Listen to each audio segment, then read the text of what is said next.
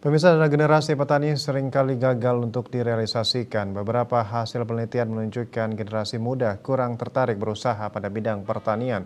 Upaya regenerasi petani juga menemui banyak kendala lainnya.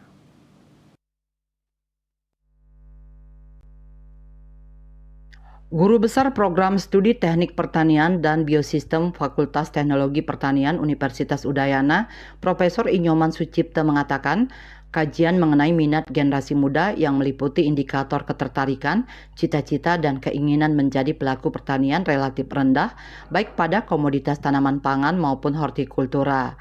Hal tersebut disebabkan oleh persepsi usaha pertanian kurang menguntungkan, kumuh, kotor, berlumpur, minimnya akses dan aset lahan, rendahnya pendapatan, dan minimnya pengetahuan atau pendidikan petani.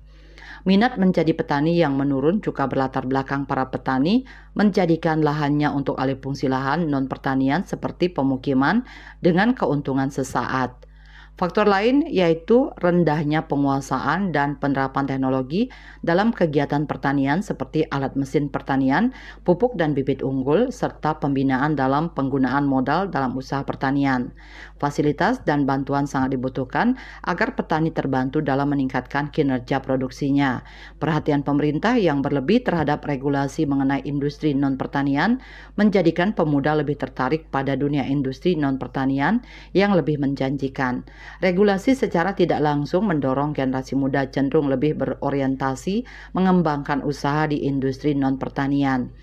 Sebenarnya ketersediaan sumber daya manusia yang berkualitas sangat penting untuk menjalankan pertanian berbasis ilmu pengetahuan dan teknologi.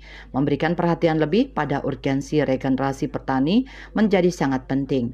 Hal tersebut sangat jelas bahwa inovasi regenerasi pelaku di bidang pertanian merupakan kebutuhan yang mendesak, baik untuk menjamin hak atas pangan, menjaga ketahanan pangan maupun mengembangkan sumber daya manusia pertanian dan pedesaan secara keseluruhan.